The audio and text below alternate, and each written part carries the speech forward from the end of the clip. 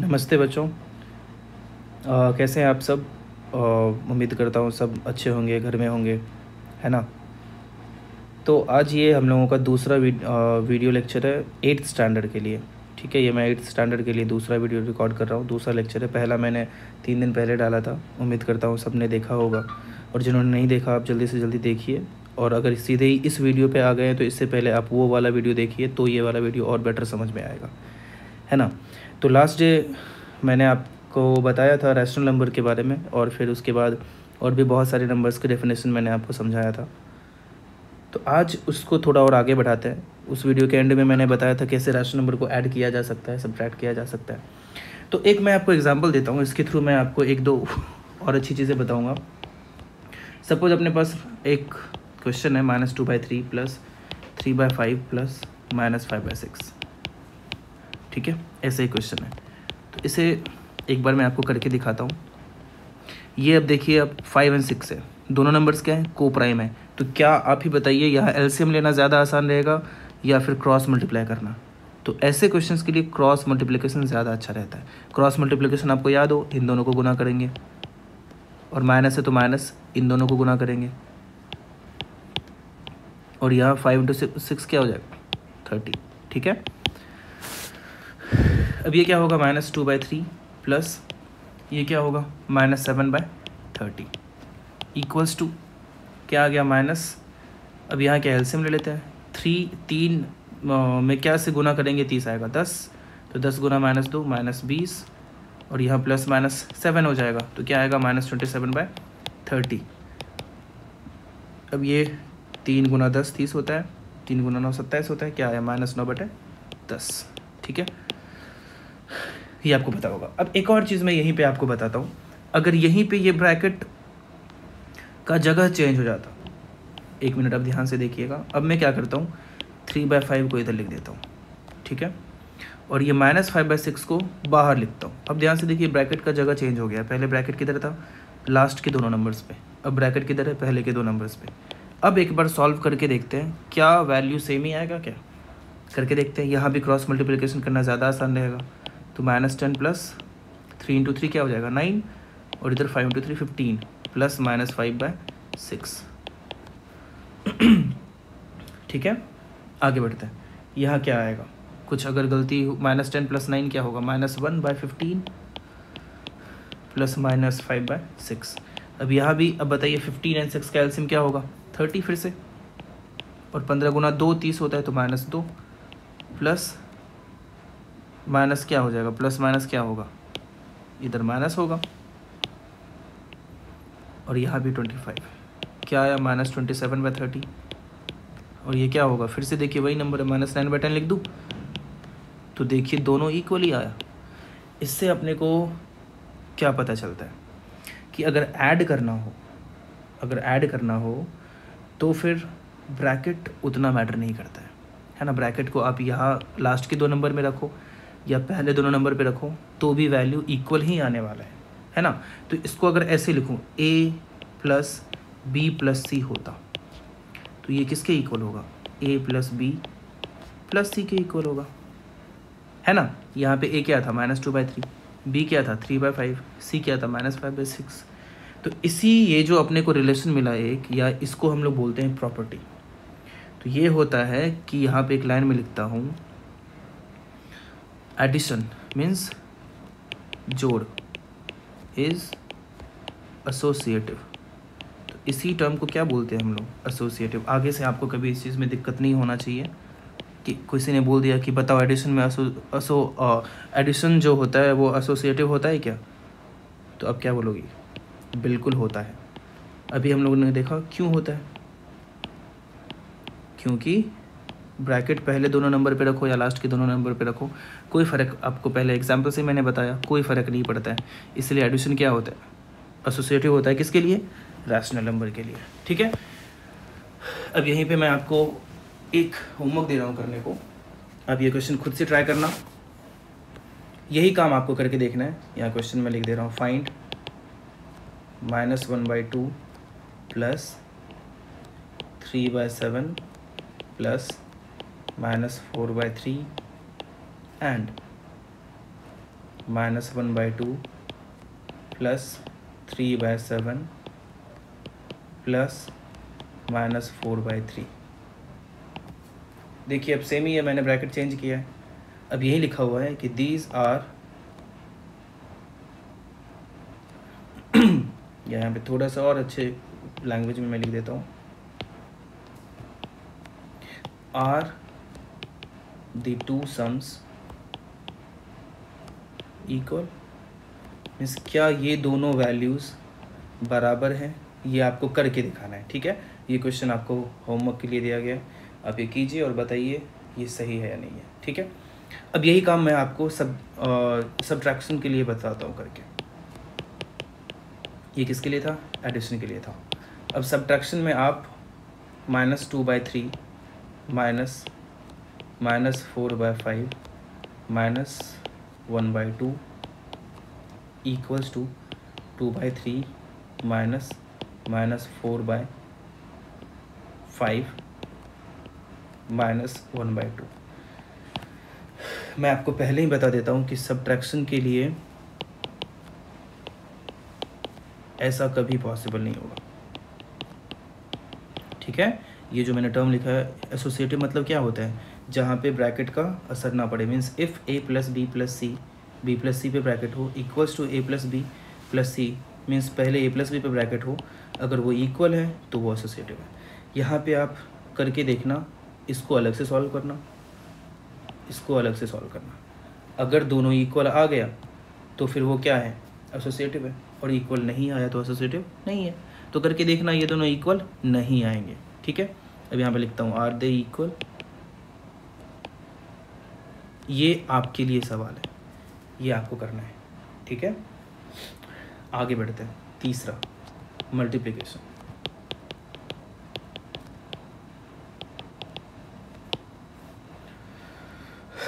वापस से एक सवाल में लिखता हूँ।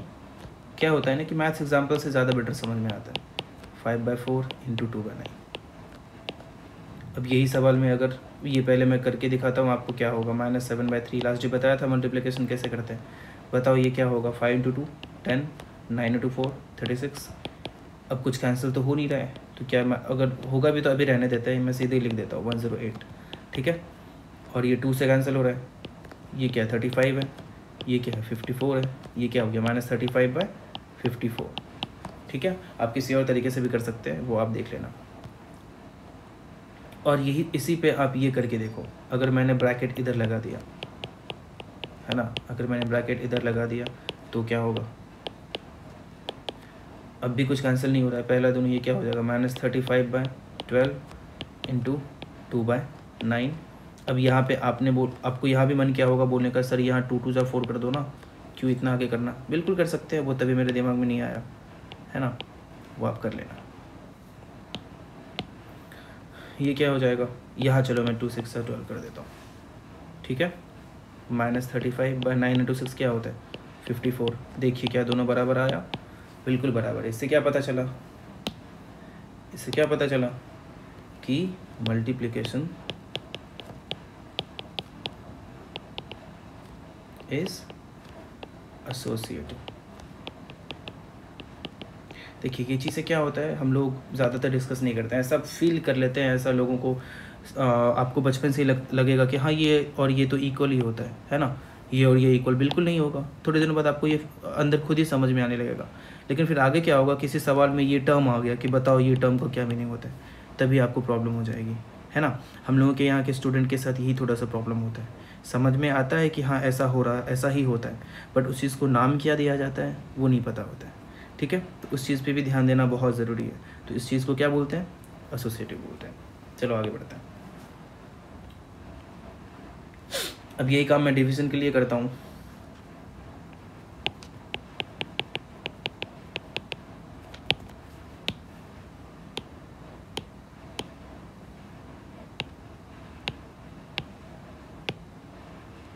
डिवीज़न देखो, डिवीज़न में भी वही, चलो मैं करके दिखाता हूँ। 1/2 डिवाइडेड बाय -1/3 डिवाइडेड बाय 2/5। ठीक है, अब आप यहाँ क्या करता हूँ, इसमें ब्रैकेट डाल देता हूँ। 1/2 डिवाइडेड बाय -1/3 डिवाइडेड बाय 2/5। अब चलो इसको मैं थोड़ा सा अलग तरीके से आपको करता हूँ, जिससे कि आपको ये भी समझ में आएगा कि जो होमवर्क मैंने दिया था वो और क्या तरीके से किया जा सकता है। देखो अब यहाँ पे मैं लिखता हूँ LHS इक्वल्स टू,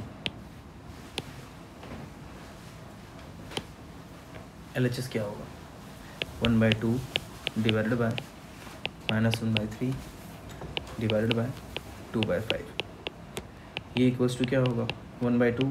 अब ये आपको मैंने बताया था कि पहले ये ब्रैकेट के अंदर का काम करते हैं, जब ये डिवीज़न को चेंज करेंगे क्या ये 5/2 हो जाएगा, बिल्कुल हो जाएगा। फिर क्या होगा 1/2 डिवाइडेड बाय ये क्या होगा -5/6 लिख दूँ। जब इसको मैं चेंज करूँगा तो वापस ये इंटू क्या हो जाएगा 6/-5। अब ये 2 3 6 कर दूँ। यहाँ पे एक और चीज़ मैं बता दूँ कि माइनस ये नीचे रहे या ऊपर, दोनों ही बराबर है, ऊपर भी रह सकता है नीचे भी रह सकता है। ये क्या हो जाएगा -3/5। ठीक है, अब यही काम चलो RHS के लिए करते हैं। RHS क्या होगा 1/2 डिवाइडेड बाय -1/3 डिवाइडेड बाय 2/5। क्या होगा 1/2 इंटू, अब इसको उल्टा करेंगे क्या होगा -3/1 होगा, और फिर ये डिवाइडेड बाय 2/5 -3/2। फिर ये डिवीज़न को चेंज करेंगे क्या होगा 5/2 होगा। ये क्या हो जाएगा -15/4। बताइए क्या दोनों आपको इक्वल दिख रहा है, नहीं दिख रहा है, तो क्या मैं यहाँ सेंटेंस क्या लिखूँ, आप बताइए। Division is not associative for integers और रैशनल नंबर्स, इंटीजर्स। ठीक है, फिक्स है, समझ में आ रहा है। आगे बढ़ते हैं। अब यहाँ पे मैं आपको क्वेश्चन दे रहा हूँ, 1-2 क्वेश्चन दे देता हूँ जो आप ट्राई करना। सबसे पहले तो एक टेबल बना के दो आप, ठीक है। मैं यहाँ आपको एक टेबल दे रहा हूँ जो आपको बनाना है।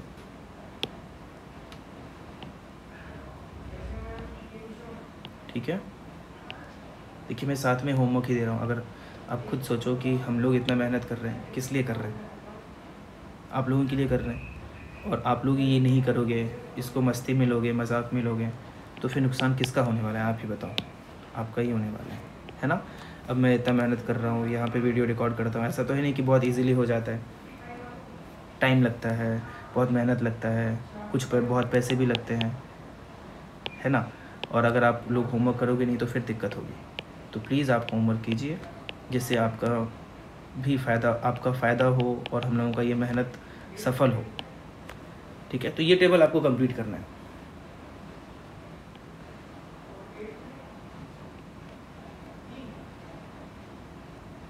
ये टेबल मैं बना रहा हूँ।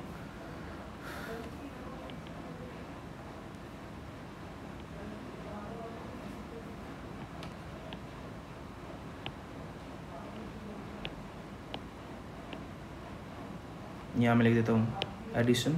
चलो कलर थोड़ा और चेंज करते हैं जिससे आपको अच्छा दिखे भी, है ना।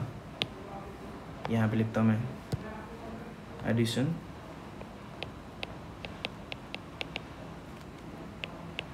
सब्ट्रैक्शन, इधर लिखता हूँ मल्टीप्लिकेशन,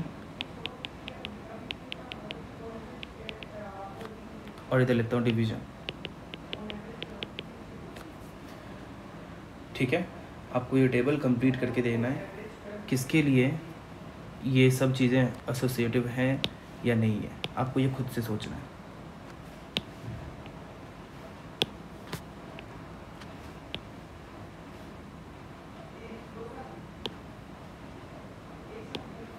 नंबर्स क्या क्या है, रैशनल नंबर में से ये आपको बताना है कि रैशनल नंबर के लिए क्या एडिशन के लिए एसोसिएटिव पॉसिबल है, तो आपको यहाँ लिखना है। अगर है तो लिखना है यस, नहीं है तो लिखना है नो, है ना। सब्ट्रैक्शन के लिए है तो लिखना है यस, नहीं है तो लिखना है नो। ठीक है, तो अभी मैंने आपको बता ही दिया था बहुत सारी चीज़ें। तो यहाँ पे आपको फिल करना है येस होगा या नो, यहाँ भी फिल करना है येस होगा या नो, यहाँ भी फिल करना है आपको येस होगा या नो। ठीक है, इंटीजर्स है, इंटीजर्स के लिए आपको फिल करके बताना है, बताओ येस होगा या नो, है ना। यहाँ क्या होगा, यहाँ ये मैंने एक आंसर आपको बता दिया, चलिए येस होता है। यहाँ होगा या नहीं, यहाँ होगा या नहीं। एक और मैं आपको देता हूँ होल नंबर्स। अब ये सारा मैंने आपको बताया नंबर्स का डेफिनेशन क्या होता है ना। अगर नहीं देखा आपने पहला वीडियो तो देखो। चलो होल नंबर के लिए मैं ये बता देता हूँ कि ये होता है येस, एक आंसर मैंने बता दिया कि यहाँ क्या होगा, यहाँ क्या होगा, यहाँ क्या होगा। और अगला नेचुरल नंबर, बहुत आसान है, बहुत आसान, आपको बस सोचना है यहाँ क्या होगा। यहाँ चलो मैंने बता दिया नो होगा, यहाँ क्या होगा, यहाँ क्या होगा, ये आप बताइए। ठीक है, ये टेबल आपका होमवर्क है, आपको करके आना है। ठीक है, आगे बढ़ते हैं।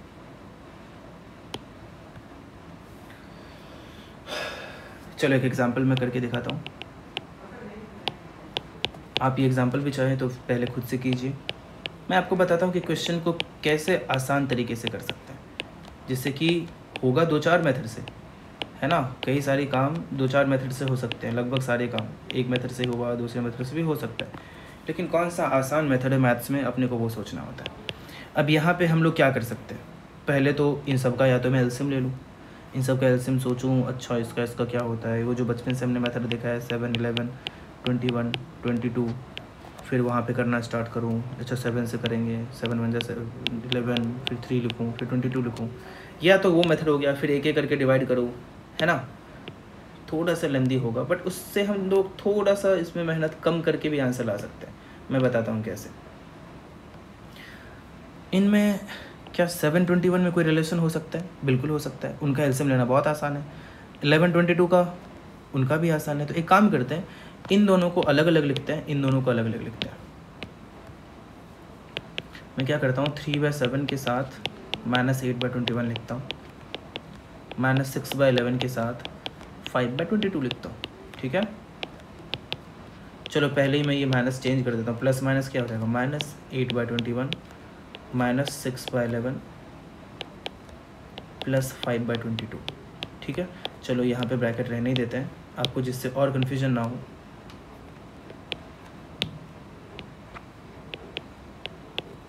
ठीक है, देखो क्या होगा।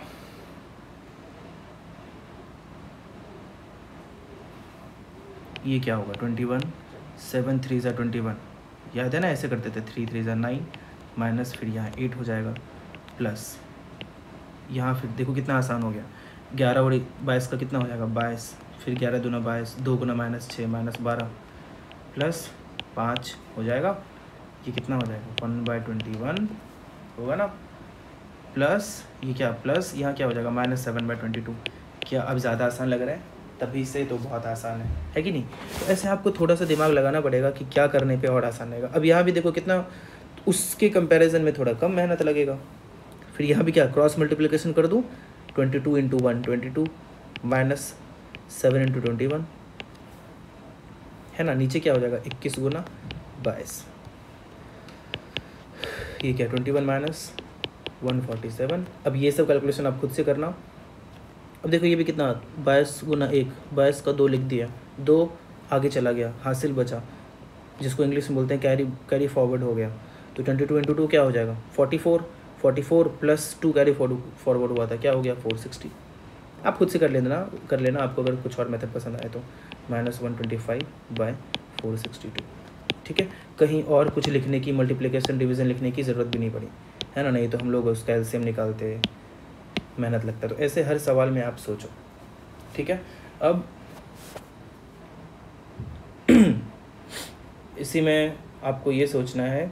अब यहाँ पे मैं इसका एग्जांपल देता हूँ कि इसी पे अगर इन दोनों को पहले कर लेते और इन दोनों को बाद में करते, थोड़ा सा मेहनत ज़्यादा लगता बट आंसर सेम ही आता। तो क्या इसमें भी आपको क्या मिला, रैशनल नंबर के लिए क्या वो एसोसिएटिव होता है या नहीं होता है, वो आप खुद सोचो। मैं यहाँ पे हाँ या ना नहीं बोलूँगा। ठीक है, होता है या नहीं होता है, आप बताओ। आगे बढ़ते हैं। यहाँ पे मैंने सिर्फ एसोसिएटिव के बारे में बताया, आगे और भी बात करेंगे। अब एक और एग्जांपल लेते हैं, -4/5 × 3/7 × 15/16 इंटू -14/9। ठीक है, ये क्या होगा? अब ये कैसे करें? अब ऐसे क्वेश्चंस के लिए वापस से वही सोचेंगे हम लोग, या तो सीधे ही मल्टीप्लाई कर सकते हैं, ऊपर वालों को मल्टीप्लाई कर दिया, नीचे वालों को मल्टीप्लाई कर दिया, है ना। लेकिन इन मल्टीप्लिकेशन का और भी तरीका है कि मल्टीप्लिकेशन का फ़ायदा ये होता है कि कहीं से किसी को भी कैंसिल कर सकते हैं, है ना। अगर आपको उस स्टेप तक अभी नहीं जाना है तो आप ये कर सकते हैं कि इसको इसको एक साथ कर सकते हो, इसको इसको एक साथ कर सकते हो। बट मल्टीप्लिकेशन में उतना करने की ज़रूरत बिल्कुल नहीं होती है, क्योंकि मल्टीप्लिकेशन में अभी यहाँ पे कोई ब्रैकेट भी नहीं है, तो आप आराम से इसको ही कैंसिल कर सकते हो। 5 3 15, है ना। 5 गुना 3 7, 2 9 14, 3 गुना 3 9 होता है ना। 2 4 4 2 8, 2 9 16 होता है। 2 बार माइनस था, 2 बार माइनस मिलके प्लस हो गया 1/2। आप खुद के मेथड से भी करके देखना एक बार, ठीक है। मैं आपको बताता हूँ कि अगर आप खुद से भी करोगे, आप ऐसे करके देखना, ठीक है। ये मैंने आपको एक मेथड से करके दिखाया। अगर यही क्वेश्चन को आप खुद से ऐसे करके देखना, 3/7 इंटू 15/16 इंटू -14/9, इसको आप खुद से कैसे करोगे? इसको मैं क्या करता हूँ, -4/5 जैसे मैंने बोला था वैसे आपको करना है। 15/16 ये दोनों आप एक साथ करना, इंटू 3/7 इंटू -14/9, इसको एक साथ करना, ठीक है। और आपको फिर वो यूज़ करके बताना है, ठीक है, वो यूज़ करके बताना है कि ये एसोसिएटिव है या नहीं है या नहीं है, ठीक है।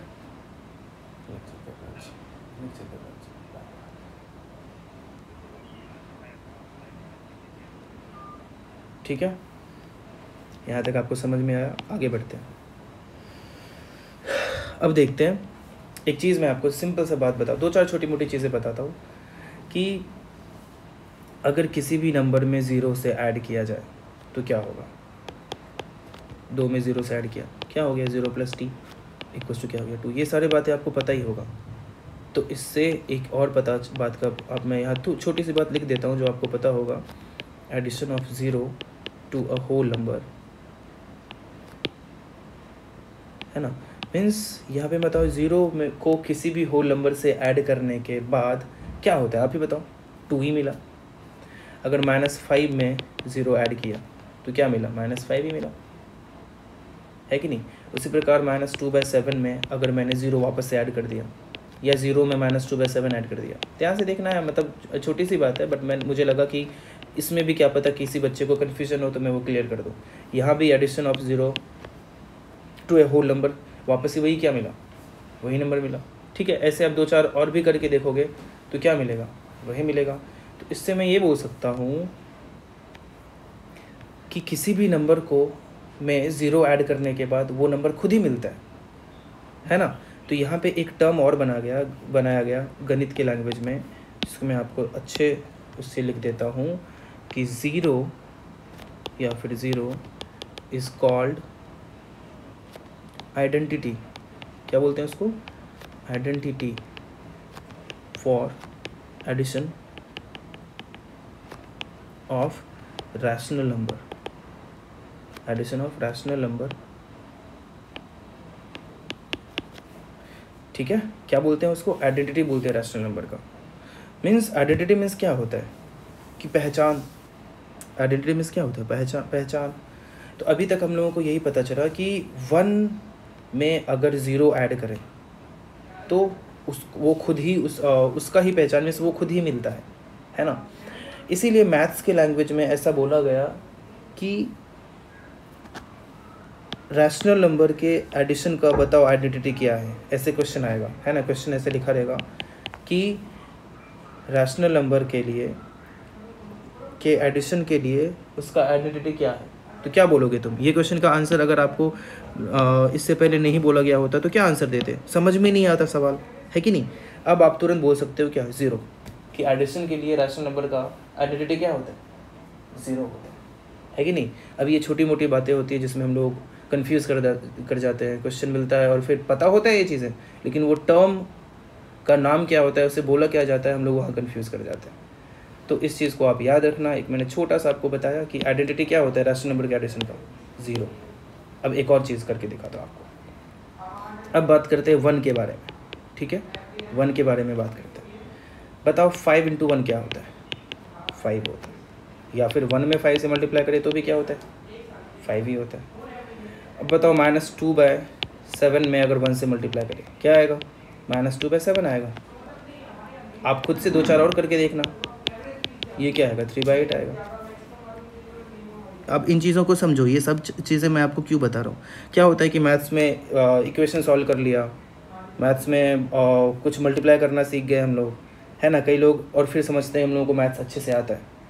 तो यहाँ पे कई लोग इसलिए हम लोगों से आगे निकल जाते हैं क्योंकि वो इन चीज़ों पे भी ध्यान रखते हैं। इन चीज़ों पे क्या होता है कि कई क्वेश्चंस आपसे पूछ लिया जाएगा किसी कॉम्पिटिटिव एग्ज़ाम्स में, तो जिन्होंने बहुत ही डीप कॉन्सेप्चुअल चीज़ें देखी है उनसे तो हो जाएगा, बट आपने सिर्फ क्वेश्चन सॉल्व किया है, कॉन्सेप्चुअल चीज़ें में थोड़ा पीछे रह गए, तो वहाँ पे आप वो आंसर नहीं दे पाओगे। तो ये चीज़ें इसी के लिए ज़रूरी होती है, ये छोटे मोटे टर्म की। बताओ एसोसिएटिव क्या होता है ना, आइडेंटिटी क्या होता है, तो इसलिए मैं आपको ये चीज़ें बता रहा हूँ, ठीक है। तो यहाँ पे मैं बोलूँगा, अब आप देख रहे हो कि 1 से किसी चीज़ को मल्टीप्लाई करने के बाद 1 ही वो नंबर खुद ही मिलता है, तो आप खुद भी समझ गए होगे, यहाँ पे खुद भी नाम बोल सकते हो। अब इसे क्या कहा जाता है कि 1 is the multiplicative identity for rational numbers. Means rational number के लिए 1 को क्या कहा जाता है? Multiplicative identity. तो आपको ये भी सीधे बोल सकते हैं कि बताओ मल्टीप्लिकेटिव आइडेंटिटी क्या है, तो क्या बोलोगे? 1। बताओ एडिशन का आइडेंटिटी क्या है, तो क्या बताओगे? 0, है ना। समझ में आ रहा है? तो क्या एक क्वेश्चन यहाँ पे लिखता हूँ, बताओ is 1 is multiplicative identity for integers, for whole numbers. ये सवाल है, तो आप खुद समझो कि आपको बस ये सोचना है कि क्या सारे इंटीजर्स को जब हम लोग 1 से मल्टीप्लाई करेंगे तो क्या वो खुद ही नंबर मिलेगा? बिल्कुल मिलेगा। तो ये सब क्या है? ये ट्रू है। होल नंबर के लिए भी क्या है? ट्रू है, वही नंबर मिलेगा, ठीक है। तो इसकी ज़रूरत नहीं थी। अब रैशनल नंबर में आपको ये भी पता है कि वो सारे नंबर आ ही गए, वैसे भी समझ में आ रहा होगा मुझे लगता है। आगे बढ़ते हैं, और भी छोटी मोटी चीज़ें हम लोग यहाँ देख सकते हैं कि बताओ 1 का नेगेटिव क्या होगा? Negative of a number.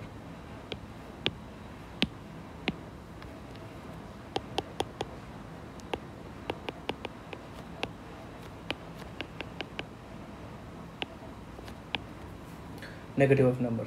अब हम लोग जब इंटीजर्स के बारे में पढ़ रहे थे तो आपने ये देखा होगा कि 1 का नेगेटिव क्या होता है। बहुत छोटी बातें हैं। नेगेटिव ऑफ 1 क्या होता है? इज़ -1, है ना। तो बताओ -1 का नेगेटिव क्या होगा? नेगेटिव ऑफ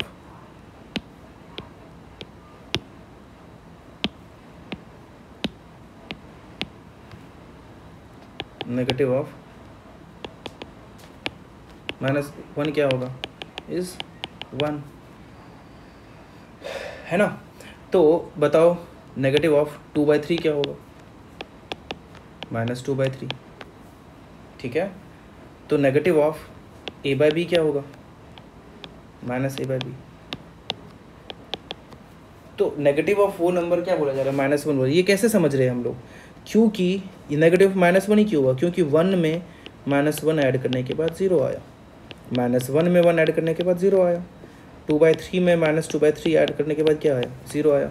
मीन्स उस चीज़ को उसका नेगेटिव बोल दिया गया जो उसमें ऐड करने के बाद 0 आ रहा है ना। इसीलिए यहाँ पे भी एक टर्म बनाया गया, डेफिनेशन बनाया गया कि -a/b is the additive inverse of a/b। And यहीं पे मैं लिख देता हूँ a/b is the additive inverse of -a/b। Simple बात है। अब यहाँ पे भी आपसे पूछा जा सकता है बताओ एडिटिव इन्वर्स क्या होता है। अब आप कंफ्यूज कर जाओगे, अंदर से पता है अपने को कि अच्छा वो ये होता है, लेकिन वो टर्म का नाम भी अपने को पता होना चाहिए। ठीक है, एडिटिव इन्वर्स क्या होता है। आगे बढ़ते हैं, एक और टर्म मैं आपको बताता हूँ। बताओ रेसिप्रोकल क्या होता है। रेसिप्रोकल क्या होता है। अब रेसिप्रोकल क्या होता है, जैसे एडिटिव इन्वर्स के बारे में बात हुई कि अगर ऐड करने के बाद ज़ीरो मिल जाए, एक ऐसा नंबर जिसको उस नंबर में ऐड करने के बाद अगर ज़ीरो मिल रहा है तो उस नंबर को क्या बोलते हैं, एडिटिव इन्वर्स बोलते हैं, है ना। तो रेसिप्रोकल का अगर डेफिनेशन पूछा जाए क्या होता है, तो आप ये सोचोगे कि एक नंबर में आखिर क्या नंबर से मल्टीप्लाई करूँ कि 1 आ जाए। क्या आ जाए, 1 आ जाए। तो बताओ 8/21 में क्या से मल्टीप्लाई करूँ तो 1 आ जाए, कैसे करूँ, 21/8 क्या आएगा 1। तो 21/8 क्या होगा, इसका रेसिप्रोकल हो गया। मीन्स यहाँ से मैं बोलूँगा 21/8 इज़ रेसिप्रोकल ऑफ 8/21। एक बार फिर से मैं तुम्हें याद दिलाता हूँ, अगर किसी ने अभी तक नोट्स नहीं बनाया है तो सबसे पहले नोट्स बनाओ। लास्ट लेक्चर में जो भी मैंने लिखाया था उसको आपको नोट्स बनाना है। इस लेक्चर में मैंने जो भी लिखाया है सबका आपको नोट्स बनाना है ना। नोट्स बनाना मीन्स उसको अपने बुक में लिखना है। ऐसा नहीं कि सिर्फ वीडियो देखते जा रहे हैं। पापा पूछ रहे हैं कि पढ़ाई कर रहे हो, तो बोल रहे हैं हाँ जी पापा देखो आके मैं पढ़ाई कर रहा हूँ, तो उससे कोई फ़ायदा नहीं होने वाला है। आप नोट्स बनाओगे तो ही फ़ायदा होगा, उसको बुक में लिखो, ठीक है। और अगर कोई पेरेंट भी देख रहे हैं तो आप ये समझिए कि सिर्फ वीडियो देखने से पढ़ाई नहीं हो रहा है, उसको बुक में लिखना भी पड़ेगा तो पढ़ाई हो रहा है, ठीक है। तो 21/8 का रेसिप्रोकल क्या होगा, 8/21। तो आप बताओ -5/7 का रेसिप्रोकल क्या होगा, -7/5 या 7/-5, है ना, कोई दिक्कत। तो बताओ 0 का रेसिप्रोकल क्या होगा। सवाल उठता है कि सर फिर 0 का रेसिप्रोकल क्या होगा।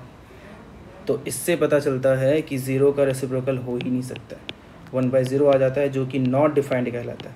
क्या कहलाता है, नॉट डिफाइंड, जिसको हम लोग अपने लैंग्वेज में बोलते हैं अनंत, या थोड़ा और अच्छे से जाए इंग्लिश में तो बोलते हैं इन्फिनिटी, ठीक है। तो नॉट डिफाइंड मीन्स क्या होगा, जिसको डिफाइन ही नहीं कर सकते, जिसके बारे में किसी को पता ही नहीं है। इसीलिए बोला जाता है कि 0 का रेसिप्रोकल पॉसिबल नहीं है, ठीक है। 0 का पॉसिबल ही नहीं है रेसिप्रोकल। तो मैं यहाँ पे लिख भी देता हूँ 0 हैज़ नो रेसिप्रोकल, ठीक है। तो अगर वो मैं आपसे पूछा जाता, एक आपको स्टेटमेंट देता हूँ कि all natural number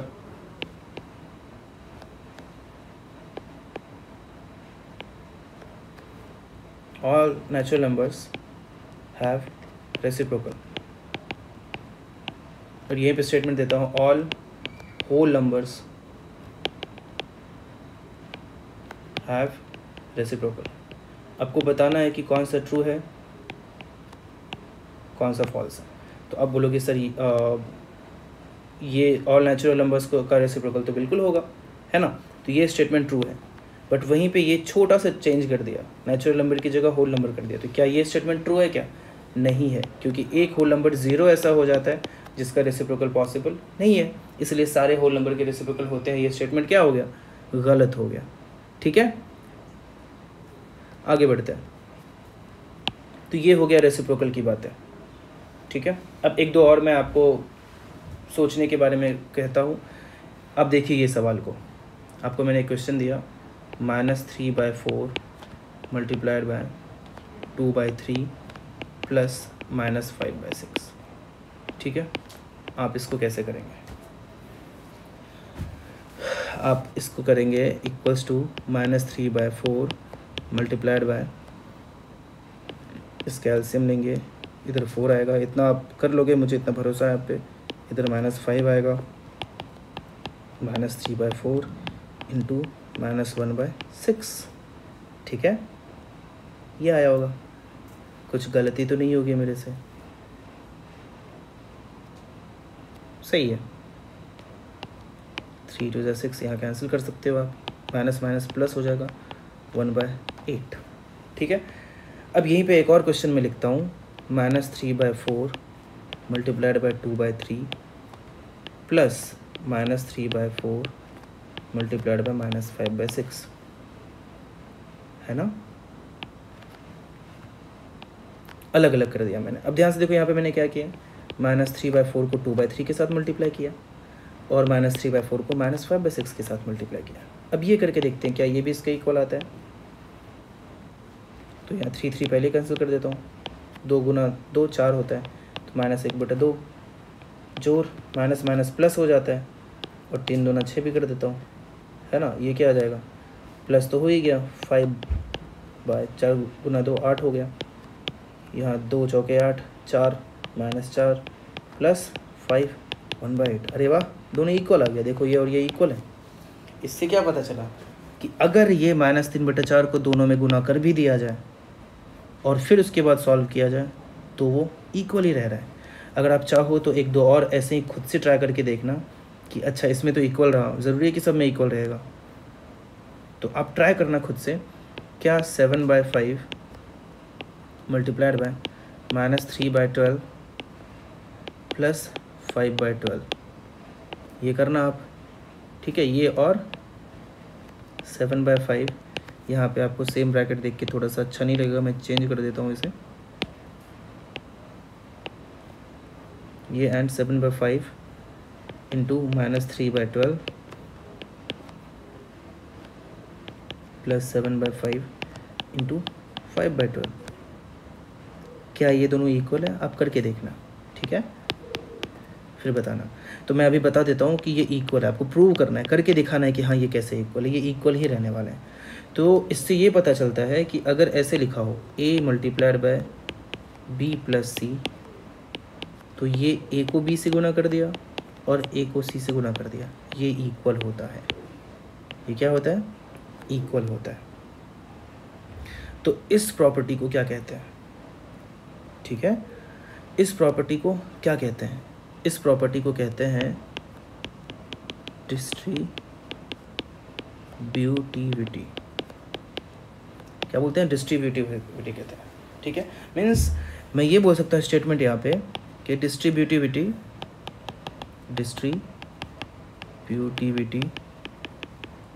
of multiplication